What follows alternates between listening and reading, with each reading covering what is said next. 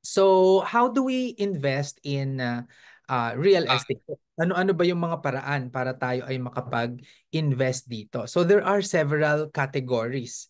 So, ito, we can do it, may residential na tinatawag, residential, commercial, industrial, special purpose, retail, raw land, alternative and niche, real estate investment strategies. Okay? Sa residential, of course, ano to, no? Hindi siya exhaustive. Ang dami-dami. Actually, yung tinignan ko parang, oh my God, ang dami-dami palang klase. So sa residential, ito yung mga halimbawa. So may mga single family homes, may mga multi-family homes, may mga townhouses, condominiums, vacation homes, student housing, meron ding senior housing and assisted living facilities. Actually, itong senior housing and assisted living facilities ay sikat na sikat yan sa mga developed countries. Ito si Tristan, I'm sure alam niya yan. Kasi sa Canada may mga ganyan eh. Mga assisted living. Meron pa, meron. Diba? Ayan. Apa, apa. So, ito yung examples ng residential na ano no na real estate investments. So, meron din mga commercial. So, if you have office buildings, mga shopping centers and shopping malls, hotels and motels, or restaurants, mga mixed-use buildings, these are all part of your commercial real estate. We have also itong industrial, no? Warehouses, factories, mga distribution centers. So, kasama lahat yung mga yaan. Okay? And then we have yung mga tinatawag nating mga special purpose. Okay? So ang special purpose, ito yung mga, maski car wash. Actually, real estate yan, no? Car washes, cinemas, campgrounds. Actually, itong campgrounds, kasi sila mama, meron silang resort, no? Ang sabi ko nga, ang pinakamalakas ang kita nila yung campground kasi walang structure na pinatayo, nagpaparenta lang sila ng mga magka-camp doon, ayos naman ang kita. Wala masyadong maintenance. Walis-walis lang ang puhunan, di ba? Tsaka yung lupa.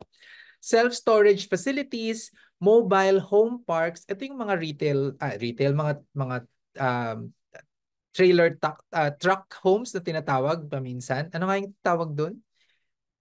Yung mga trailer parks ang tawag din nila eh. Yung karugtong nung sasakyan, di ba trailer ang tawag nila doon na bahay. Yon, no? Meron ding mga memorial parks, okay? Tapos meron tayong on the retail side na mga real estate. So ito, shopping malls, mga strip malls, mga standalone stores. So these are all on our retail real estate. Meron ding raw land and development. Ito yung mga undeveloped land. So ito yung raw na tinatawag, no? For real estate development, for agricultural real estate, and for future zoning opportunities. Tapos may mga alternative and niche, no?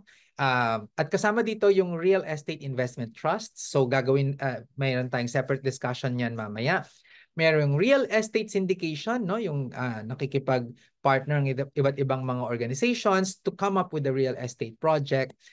Real estate crowdfunding, real estate funds, green and sustainable real estate, historical property investment, fractional ownership, co-working spaces. So these are alternative and niche, no, na real estate investments. And then we have various real estate strategies.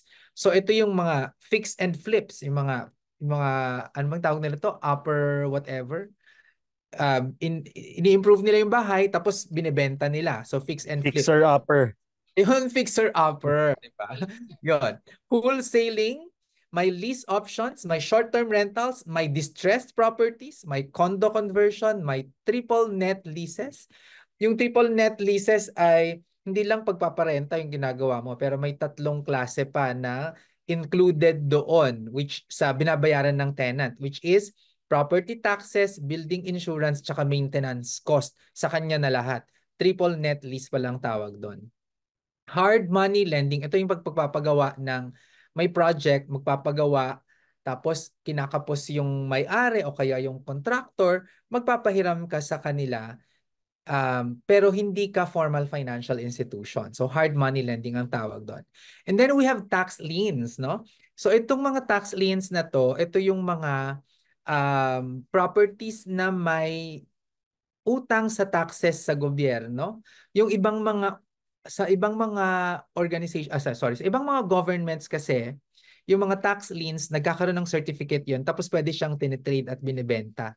Kasi kapag na-foreclose yung property or gagamitin na ng may-ari yung property, no, hindi niya magagamit yon hanggat hindi niya binabayaran yung mga tax liens na yan. At pwedeng nag-earn siya ng interest, no? And then yung mga sale leaseback transactions. Itong sale leaseback transactions, ito naman yung gusto mong maging asset light yung company mo. So ibebenta mo na lang yung property pero sa kasunduan na ipaparent ito ulit sa iyo para ma-free up yung capital at magamit mo siya sa operations mo. So yan no yung ating mga real ways on how to invest in real estate. Okay. Ngayon naman, nag-research ako, no? Ano ba yung rental property outlook natin this 2024, okay? At ang naging resource ko dito is of course Colliers Philippines, no? So sila yung isa sa mga premyadong kilalang organizations talaga to that deal with real estate. So ang sabi nila, so nagsa-start na daw na mag-recover after reeling from the debilitating impacts of COVID in 2020 and 2021. At nako, ako po ay talaga namang isa rin sa mga um, na ano no, naapektuhan talaga niyang COVID-19 na 'yan, nakakaloka, 'di ba? So, 'yon. At least nagre-recover na. Okay. So, 'yon. And then may mga office development opportunities and second and third tier cities. So ang first tier cities kasi natin ay ito yung Metro Manila, Cebu and Davao if I'm correct ano. And then yung mga second and third tier cities natin, ito na yung mga Bacolod, Iloilo, mga third tier cities naman would be let's say Cabanatuan, mga Dagupan, mga ganyan, no? So may mga office development opportunities daw doon. Sa Metro Manila, medyo mahina yung office development opportunities. Sa Meron ding opportunities for outside of Metro Manila na residential development siya pero resort themed daw dapat. Okay? Pero ako nung tinitingnan ko nga ito ay parang pang ano siya no, pang big real estate developers. Parang hindi tayo pasok sa mga trends na ito. So ang gagawin ko ay uh, with these kinds of developments, paano tayo makakasungkit ng opportunity? Nasaan yung opportunity for us? Kasi kung nandito ka at meron kang bilyong-bilyong piso, mukhang nasa maling webinar ka, 'di ba?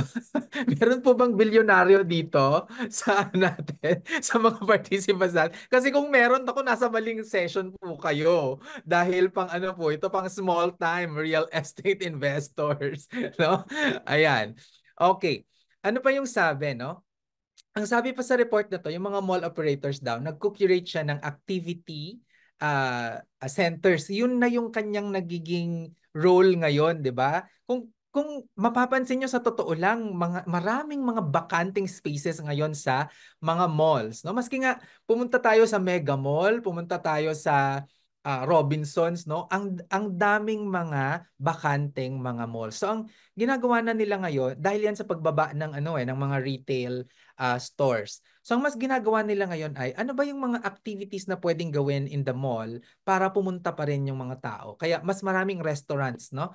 At mga offices ang napupunta sa mga malls ngayon, no? Sa hotel operators naman, may aggressive launch daw ng homegrown and foreign brands, no? In terms of our hotels, okay? And meron ding mga ano no, may mga industrial locators. Tumataas din ang mga industrial locators kasi may sunshine industry on electric vehicles. Okay? So, yun nga ang tanong dito, sir, hindi naman kami mall operator, wala naman kaming hotel, hindi naman kami nag-ooperate ng industrial level. At wala din naman kaming hindi lang wala din naman kaming mga building na pinapaupahan bilang opisina. So paano na um how do we get opportunities for this? Of course, kapag nagkaroon ng mga mga office developments diyan, kapag na na so, pag nagkaroon ng office developments, ibig sabihin may magiging mga employees, no? Pag may mall operator, syempre may mga empleyado ulit dyan. Ganun din sa hotel operators at ganun din sa industrial locators. So, may mga empleyado dyan. At yung mga empleyado doon, actually, yun yung ating tatargetin na mabibigyan natin sila ng affordable housing, no? Para mag-support doon sa mga sunshine industry ng electric vehicles, sa mga resort and hotel operators, sa mga mall operators, sa mga businesses, 'di ba? Na nag-ooperate doon sa mga malls, na magkakaroon ng empleyado 'yan eh. So nagkakaroon ng domino effect kumbaga. So tayo, itong mga to na mga insights na binanggit sa Colliers would be relevant for the big organizations. Pero sa atin, mayroon din siyang epekto dahil hindi naman pinapansin ng mga big developers yung mga market na gusto nating lagbigyan no ng housing, no. Itong mga empleyado ng mga organizations na to, no. So there would be housing support for employees resulting from the business opportunities or business growth arising from real estate development. Kung tinatanong nyo ano yung MVR, yan po ang aking acronym, no? Mariel Vincent Rapisura. So, nilagyan ko lang siya para may ano yung insight from the insights, no, na nakuha ko with our research. Okay? So, yun. If you have any questions, so feel free to butt in or send a chat, no? Para lang maging lively tayo. Ayun. So, tapos sa mortgage rates and supply, if you take a look at this, no, yung pre-selling take up versus mortgage, no, ng ano natin ng properties natin. So, yung take up ay mas mababa, no? At pag tinitingnan mo yung pre-selling take up ay bumaba siya, 'di ba? At yung pagbaba niya actually ay na-aggravate lang ng pandemic. Pero yung trend, 2018 nag-start, 2019 nag-start ng bumaba yung pre-selling at ng mga properties. At anong sinasabi nito? Yung mga pre-selling of properties, mukhang nasa-saturate na yung market at kulang na yung mga buyers, no, for that kind of segment, no. And then tumataas din yung mortgage. Pag tinitingnan mo actually yung mortgage rates natin, hindi nga siya kasing steep sa pagtaas katulad sa ibang bansa, ano. So, yun. So yung higher mortgage rates and inflation, actually mas inflation siya, no. So, mortgage rates and inflation, it made pre-selling anemic. So, pag titignan nyo siya, just 1/3 of pre-pandemic levels. Okay? So, itong pre-selling na to, it could be condominium or mga house and lots, no, na mga pre-selling na mga development. And this is also because, kaya bumababa din yung pre-selling dahil madami masyado, no? Dumadami na yung supply doon sa market. At ang nakikita natin diyan, yung oversupply in high-end, may oversupply in high-end properties at may kakulangan naman ng property development for lower segment markets. Okay? Which brings me to this again, ano, so nandun yung opportunities. So nandun sa atin nasa lower economic strata siya. At yun din naman yung kaya nating solusyonan with our real estate investments. Okay? So, ang fino-focus kasi ng mga malalaking kumpanya ay doon sa high-end property market dahil mas malaki, sa totoo lang, mas malaki naman talaga yung kinikita doon, no? Pero hindi natin kaya makipagsabayan sa kanila. Pero sa akin warning itong oversupply ng high-end properties na to kasi it may cause a real estate bubble. Alam nyo kasi ang nangyayari dyan ano, sa totoong buhay, ang nangyayari dyan ay yung mga mayayaman, naghahanap sila parate kung saan nila ilalagay yung pera nila para ito ay lumago. Ano? So, kung ako mayaman, meron akong 1 billion pesos, for example, ano. So, alangan namang ilagay ko lang 'yan sa sa nakadeposit lang sa bangko, magkano lang yung kikitain nun. Kaya ang ginagawa nila, naghahanap sila ng iba't ibang mga investments para mas lumaki pa ito. At isa sa mga paborito talaga nila is real estate investments.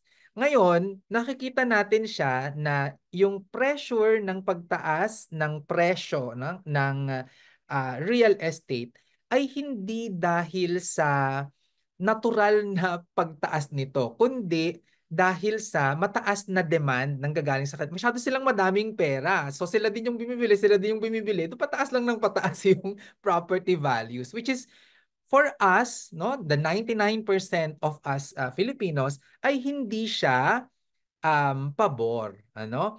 So kung ano yan, maging bubble yan, magkaroon ng ano no, ng real estate bubble, lalabas yung totoong valuation ng mga real estate properties. Okay? Yon. Sa high-end properties, mayroon daw pagbalik ng mga expats sa mga central business districts, pero hindi na ito Chinese, no? So, most expensive condominium projects in Metro Manila as of Q3 2023, yaan po ang presyo per square meter. It ranges from 495,000 pesos per square meter to 760,000 pesos per square meter. Nakakaloka, 'di ba? So, 'yan yung bagong highs this is luxury pricing, no, in terms of condominiums. Kasi sa ano no, sa Eastwood ganyan, mga nasa 100,000 pesos per square meter ang condominium. So, medyo nakakaloka yung presyohan.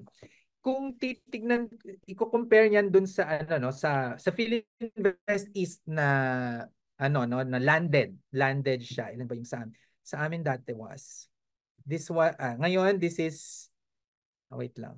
Yan. Anong okay, divide by 300. Sa amin ay sa area namin na may lupa is about 76,000 or around 75,000 pesos per square meter. No, that is with the land and with the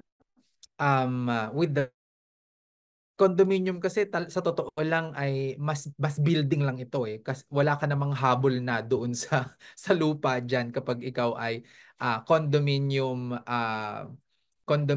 owner unless you own a significant number of units within that.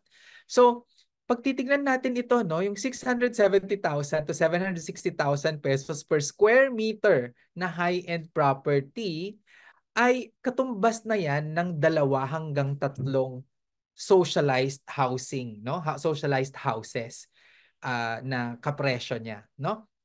So, yun yung pinapakita ko lang yung disparity, no, na nakikita natin diyan, okay?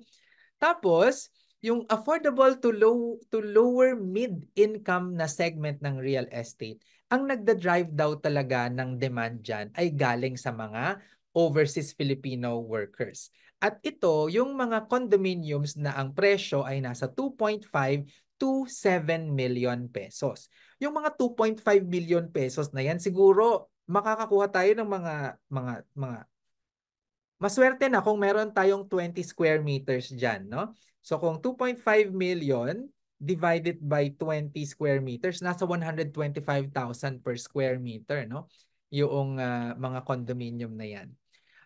And then OFWs din yung nagda-drive ng demand sa mga horizontal residential projects, particularly in the rural areas. And mayroon ding mga tinatawag na lot-only developments, yung mga OFWs na bumibili lang ng lupa. Okay? At ang good news din dito, yung mga OFWs talaga ay sila din yung nagsabi na according to the Bangko Sentral ng Pilipinas, mas malaki na ngayon yung porsyento ng mga OFWs na nagsasabi mag-aalat sila doon sa remittances na pinapadala nila for property acquisition from 8.1% a year ago to 11.7% ng 2023. Okay? So, 'yon. So ano yung ano ko no, yung insight ko dito naman. Okay? Yung OFWs na nagbumibili ng mga condominiums no for investment will have longer ROI. At meron akong case study diyan mamaya. Kakakausap ko lang sa kanya. I've known this OFW since 2008. At yun nga, parang nung kinukwento ko about how to invest in a condominium na tama, parang naloka siya kasi kakabili lang niya nun ng kanyang condominium. At eto, nagkatotoo nga yung sinabi ko sa kanya. So, 2008, 2024 ngayon. So, that's about 13 years. Sorry, 16 years ba yon? 2000, ano? Tama ba? 16 years, sir. Oh, 16 years ang nakaraan. So makikita natin mama yung ano, yung aking in-advise sa kanya at ano yung nangyari ngayon. OFWs really are the new middle class, no? They are, no? Yan na talaga yung middle class natin. Wala na yung middle class in the 90s na the typical employee in the Philippines na siya yung middle class. Kasi ngayon, sa Pilipinas, to be classified as middle class, dapat parang nasa senior level management ka dapat ng, ng isang kumpanya. Okay? So, anong lumalabas dito? Malaki pala yung role ng mga OFWs no in terms of real estate investments in the Philippines. So far no pag titingnan natin ang insights, ang opportunity nasa low end market at malaki yung role ng mga OFWs. Okay? Ito yung breakdown ng launches and take-up ng real estate properties given the first 9 months of 2023. This is also again according to Colliers, no? So yung luxury ay ayan, ang presyo niyan is greater than 20 million pesos na property. So ang launch niya ay 13% at ang take-up niya ay 11%. Okay? So pag nakikita nyo, no, parang ang dami yung nalo-launch pero konti, mas konti ng slight yung actually hindi slight kasi 2% gap ng 13 to 11 medyo malaki yan, no? Um, Tapos yung upscale naman, which is ang classification ng Colliers dyan ay 12 million to 20 million na properties. 9% yung nilaunch, 6% ang take-up. Okay? Ano yung ibig sabihin ng take-up? May bumili. Okay? Or may nag-commit, no? Doon sa property na yan. Sa upper mid-income, which is 7 million to 12 million na worth of property, 21% ang launch, 19% ang take-up. Tapos ang lower middle income which is 3.2 million pesos to 7 million na worth na property, 55% ang launch, 54% ang take-up. Okay? At makikita natin dito, no, nakakatawa, yung affordable, which is, I would say really, no, 99% of Filipinos would belong here, yung properties na yan, which is worth 2.5 million to 3.2 million pesos. 2% yung nilo-launch, 6% yung uptake. Anong ibig sabihin yan? Mas malakas yung demand kaysa doon sa supply. Okay? At ganun din doon sa economic, 750,000 to 202.5 million. At ang masaklap pa dyan, yung socialized yung socialized which is I think about 60% of the market, no? Hindi siya nag-appear doon sa breakdown na yan. Yung mga less than 750,000 pesos na properties. Okay? So ano yung insights natin dito, no? Yung socialized housing is not even in the radar of real estate industry reports. Pero talaga yung mga mahihirap. At ano yung tinitignan natin dito? Yung mga magiging waiter doon sa business na pupunta doon sa mall. Yung magiging empleyado ng BPO doon sa opisina, no, na sinasabi nila na mag-open. Yung mga receptionist ng hotel doon sa sinasabi nilang i-launch ng mga resort and hotel facilities, walang mabibiling bahay. 'di ba? So yun yung nakita ko na very stark in this reports, ano? So, yon. So, malls and offices in Metro Manila, ayan, nagkakaroon talaga ng increase in vacancy. So, parang nakikita naman talaga in the when you visit the malls, no? At ang nagbo-boom ay yung outside of Metro Manila na mga offices. Okay? Tapos mayroon ding support for meetings, uh, incentives, conferences, and exhibitions na facilities. Okay? So, kasi pinupush ng DOT na yung Philippines ay maging major MICE destination. So, kung isa-summarize natin siya, no, ano ba yung real estate outlook natin? There's opportunity for affordable housing support for the employees, no, resulting from the business opportunities or growth dahil sa real estate developments. May oversupply sa high-end market na baka magkaroon ng baka maging bubble, real estate bubble, no? And yun nga, 1 square meter in high-end properties equals 2 to 3 socialized houses. Parang ang sakit sa heart, di ba? Ganun ka stark yung difference ng kayamanan sa Pilipinas. OFWs buying condos for investment will have longer ROI. Yung OFWs din talaga yung magda-drive, no, ng purchases natin, middle class, for the real estate. At yung socialized housing talaga ay wala sa radar ng mga real estate industry players.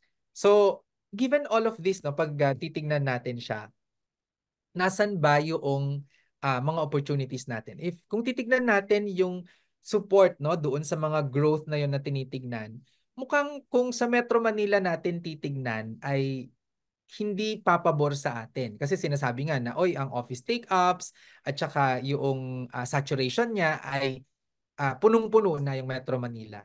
So, nasan yung opportunities? Nasa labas, no, ng Metro Manila. At nasa labas ng Metro Manila, focusing on the lower market segments. Okay?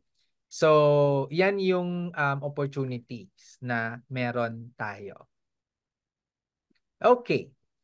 So dahil nga housing, yung opportunity on real estate na tinitignan natin, ano ba yung mga opportunities and challenges, no, na kinakaharap natin ngayon dito sa sektor na ito, no? At dahil nga syempre alam niyo naman ako, 'di ba? Hindi talaga ako gagawa ng mga webinars, ng mga ganyan, or ng mga bagay na walang kinalaman sa mahihirap. Always siya, yung aking ginagawa, may social dimension talaga siya, no? That's why yung focus nga na binibigyan ko ng emphasis dito is the lack of housing supply for the lower end of the market.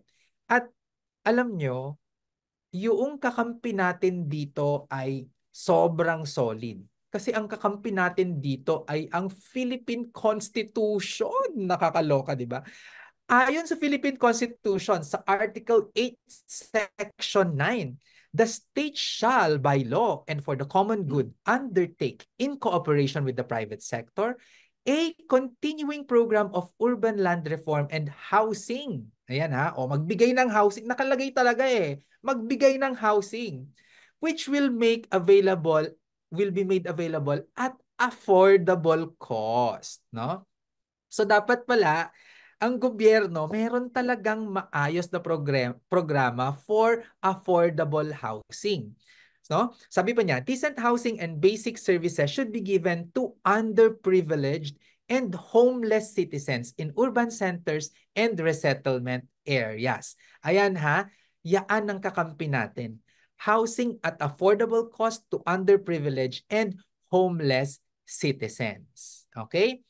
So, kung yan yung sinasabi ng Constitution, ano ba yung kalagayan ng market ngayon? Okay? So kanina pinakita ko sa inyo kung papaano sinesegment ng Colliers, no? Ito 'yon. Kung papaano sinesegment ng Colliers, which is the private sector, ang market segments ng pabahay sa Pilipinas. And if you as I emphasized a while ago, doon sa private sector, yung socialized nga ay hindi man nagpapakita doon sa monitoring nila. 'Di ba? Parang ay nako, etchepwera talaga ano, yung market segment na 'yan. So tignan natin sa market segment according to the Department of Housing of Human Settlements and Urban Development. So meron siya no. Meron naman siya yung socialized no. Meron siyang on the socialized part, pero kasi yung socialized part ay parang 580,000 and below. Yung kasing 580,000 and below, pwedeng yung and below pwedeng kahit 20,000 nga as I mentioned dito no ay pwedeng bahay yan. Pero hindi naman talaga siya decent housing. Kaya naglagay pa rin ako ng ng segment which is the informal sector, which could go as low as 20,000 pesos. At mamaya ipapakita ko sa inyo ano yung itsura ng isang 20,000 pesos na informal na bahay. Okay? So, dito sa market segment according to the DSUD, no, nakaka-capture naman niya yung socialized housing component. Pero ako, gusto ko pa rin siyang i-breakdown, no, na dapat mayroon socialized, which is the formal housing, and then meron yung informal. Informal, which is actually more popularly known as squatters. Ang pangit kasi ng term na yun eh. At hindi siya politically correct, kaya hindi ko siya ginagamit. So I'm sorry for using that. Ano? Informal settlers po ang tawag natin dyan. Okay? So ito yung itsura ng high-end. O talaga naman, no? Ang kulay-kulay, ang ganda-ganda, matayog, mataas, at makinang. Okay. So yan ang ating mga high-end. Greater than 20 million pesos yung ating property values dyan usually. No? Yun. So yan yung high-end natin. And then we have the open market, which is about 4 million to 20 million pesos. So yan, medyo malawak na yun eh from from the DSUD na level. And then merong tinatawag din na mid-cost yung DSUD, which is 1.7 million to 4 million pesos. And then we have the economic housing, which is about 450,000 to 1.7 million pesos. Yan. And then we have the socialized housing, 580,000 pesos and below. Yan na yan, oh, dikit-dikit na siya, 'di ba? 580,000 na yan. And then we have the informal housing, which could be as low as 20,000 pesos. Hindi naman tayo diyan mag-aano na, no? Lagi natin itong nakikita. Ayan, no? Ito. Ayan. Pag nakita nyo yan, ayan, yung isang unit na yan, no? Siguro, ayan, 20,000 pesos yung isang room na yan, no? Puro plywood lang siya at dinikit, no? Very light materials yung ginamit niya. Okay. So, given all this, ano ba yung nakita natin? So, meron talagang mismatch between the supply and demand, no, ng bahay. Okay? Dito sa Pilipinas. And yung housing backlog natin sa Pilipinas as of 2020 is already 8.4 million units. Yun yung kakulangan, no? 3.3 million of which cannot afford a home. Oh, yung sa 3.3 million na yan, dapat sisingilin natin siya dito sa sinabi no ng Constitution na ang gobyerno in cooperation with the private sector should provide affordable housing to even to the homeless citizens. So how are we faring? 3.3 million Filipinos cannot afford a home. Okay? Yan. 47% of the 24.7 households do not own a house. Okay? So, yan yung ano natin. And by 2030, which is guys, hindi na yan malayo. 6 years na lang yan, 2030 na. This could balloon to 12.5 million nakakulangan sa pabahay. Okay?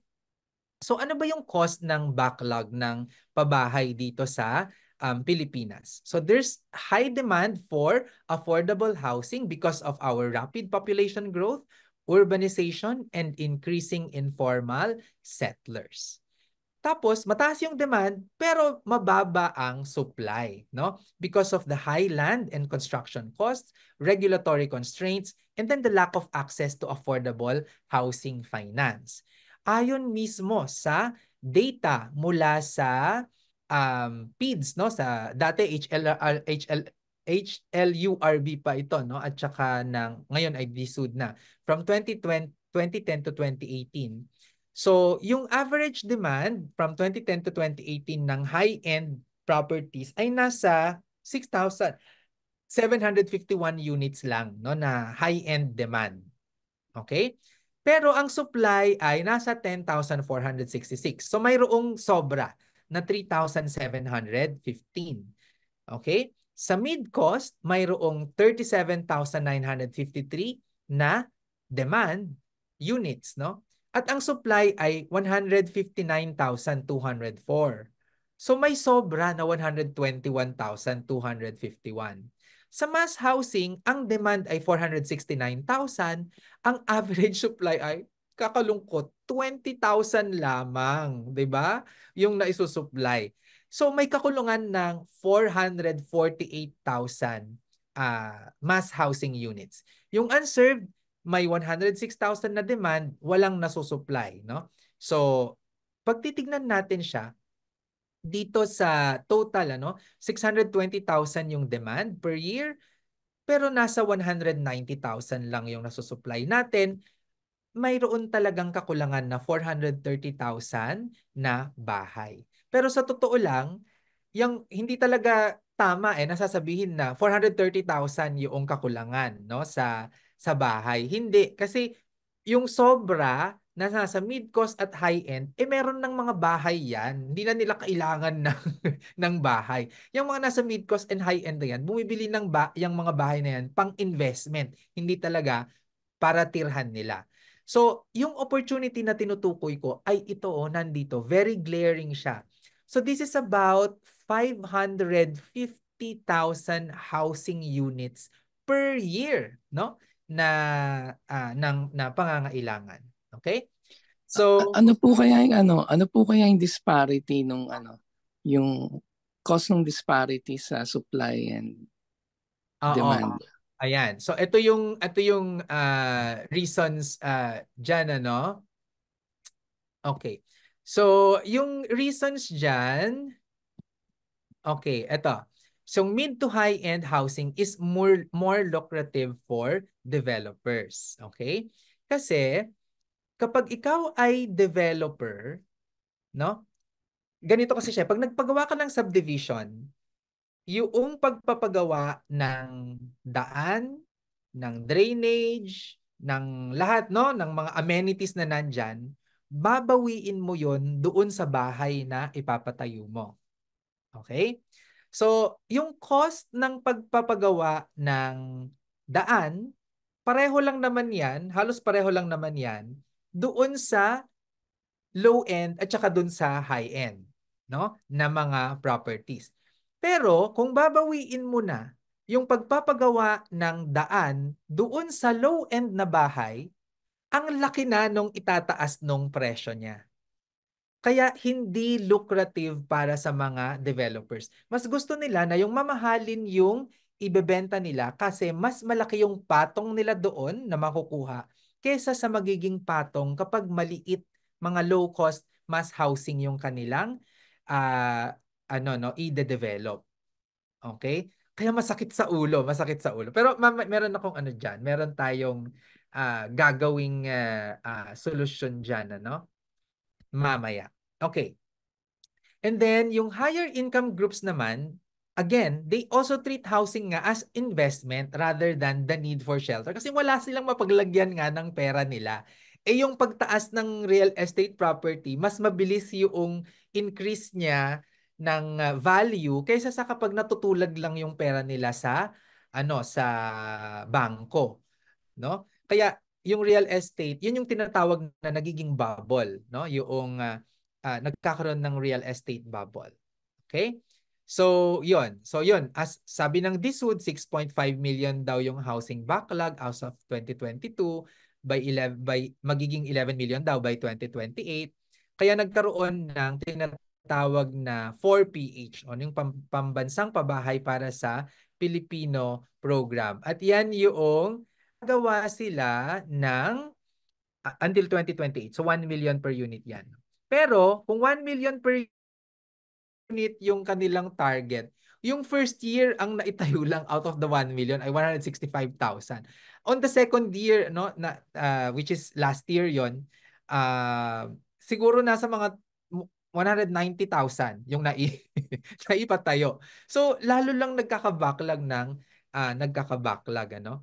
So yung mga proposed ko na mga on how to address this, dapat lang talaga magkaroon ng maayos na financing, no, for those who earn less than 20,000 pesos, magkaroon ng 0% loan sa kanila kapag bahay yung kanilang bibilhin. Okay? Magbigay din ng tax incentives para sa mga organizations na gumagawa ng socialized housing. At yung paggawa ng road network, yung drainage, electricity, water, kapag ikaw ay developer, dapat yaan ay sa LGU na, no? So, pwede naman itong gawin, no, through a public-private partnership. Pero dapat sila na talaga yung yung magpapagawa niyan para hindi na natin babawiin yung cost na yon sa mga bumibili ng bahay, 'di ba? Nung sinisimulate namin siya, sabi ko, kaya pala kapag sinabing mass housing ganyan, parang oh my God, talagang parang substandard yung pagkakagawa. Kasi nga wala nang natitirang pera sa pagpapagawa ng bahay. Na pupunta na dun sa daan, pupunta sa drainage na ganyan. Ito pa, yung Pag-ibig for example. Kung ako developer, si Pag-ibig, bibigyan kanya ng pondo, pero dapat unahin mo na as developer na magawa yung mga road network na yan. Hindi ka pahihiramin ni Pag-ibig kung wala pa. Sabi ko, paano ko magsisimula kung ako ay isang small time na developer, 'di ba? So, parang the odds are not in the favor of the poor. Even in our with the way the government is working now, it really goes against what's written in the Constitution. Now, for me, yun yung aking opinion. Okay? Gawa na lang tayo dapat ng standardized na housing design para pare-pareho na yung pangipapatayo nating bahay para sa lower market segments. Kasi kapag maraming mga gagawa nung pare-parehong design, bababa yung cost niyan eh. Kasi pare-pareho lang, 'di ba? Kumbaga magsuot na lang tayo ng puting t-shirt lahat. Aba, gaano ba kahirap gawin ng puting t-shirt kung pare-pareho na tayong gagawin 'yan? Alam mo 'yon, magiging murang-mura siya, 'di ba? So, yun. Tapos ito pa, yung yung mga farmers, actually, pag pupunta ka sa rural areas, marami sa mga farmers, sila yung mga walang bahay. Bakit? Kasi yung mga formal financial institutions natin, even the government, Pag-ibig, Land Bank, mga ganyan, mga rural banks, hindi tinatanggap yung Pag-ibig lang, sorry. Pag-ibig Land Bank, no? Yung mga rural banks nagpapahiram pala sila pero kaunti lang. Kapag agricultural land yung lupa mo, hindi po pwedeng yun yung gagamitin mong collateral pampatayo ng bahay. So, kung ikaw ay isang magsasaka at gusto mong magpatayo ng bahay, tapos gagamitin mo yung agricultural land title mo bilang collateral, hindi tatanggapin ng Pag-ibig at saka ng Land Bank yan. Ang gagawin pa dapat ay yung portion na papatayaan mo ng bahay, ipapa-convert mo sa local government unit, magdadaan ka sa proseso, gagawin mo muna siyang residential. Nakakaloka, di ba? Sabi ko, anong kinuhan to? Magkano yung gagastusin mo to do that? Magkano lang yung bahay na ipapatayo mo, di ba? Oo. Kaya sabi ko, ay nako. Tapos, eto pa, nung nakipag-usap ako sa mga iba't ibang mga sektor, no, in the construction business, hindi mas pinapaboran nila yung pagpapagawa ng waiting shed, ng mga basketball court, mga barangay hall, ganyan. Kasi unang-una, yung mga local government officials natin, hindi nila alam na, ay po pwede palang ang project natin ay pagpapatayo ng bahay para sa mga mahihirap na members natin. Hindi nila alam yun. No? Na pwede pala, parang, ay, bakit ko yan bibigyan ng libreng pabahay? Parang ganun yung ano nila, yung tingin nila. Kaya, ang mas pinapatayo nila, yun nga, mga basketball court, barangay hall, mga, ano, no, mga, ito pa, flood prone, ano yung flood control, mga Flood ganyan. control. Yung flood control daw, yung malaki talaga yung corruption dyan. Pero itong sa mga to, yung pinapaano nila, basketball court, waiting shed, ganyan. Kasi yan yung nakikita ng, ano, no, nakikita ng mga botante. Pero sabi ko nga, at tapos kumausap naman ako ng mga, ano, ng ibang mga LGU. politiko, mga LGUs naman ang kinausap ko. So sabi ko, Mayor, sabi ko, o kaya Governor, bakit naman hindi pa bahay yung gawin mo na ipatayo? Hindi ba botante yon? Sabi niya. Sa budget ng gobyerno, Vince, ilan yung botante ko sa syudad ko ay nasa 100,000. Babadgetan yan baka 200 lang yung mapatayo ko. Magkakaroon ako ng 200 voters pero aawayin ako nung iba kasi hindi ko sila napatayuan ng bahay. Di ba sabi ko, oh my God, saan tayo mag-uumpisa nito? Di ba? Ang laki-laki niyang problema. So, yon. Tapos dapat din talaga yung in-city or near-city relocation. Kaya nga talaga ako, hinayang ako talaga ako na hindi nanalo si Lenny. Kasi si Lenny nakapaggawa na siya ng ganitong mga programs na or near-city relocation. Try kong hanapin yung video mismo na yan ha. Kasi ano yan lagi ko siyang pinapakita. Ayun. Yun, no? Partnership sana of government, private sector, and NGOs to do this. Streamline yung permitting process, revising ng zoning regulations, at saka pag-resolve ng land ownership issues. Okay?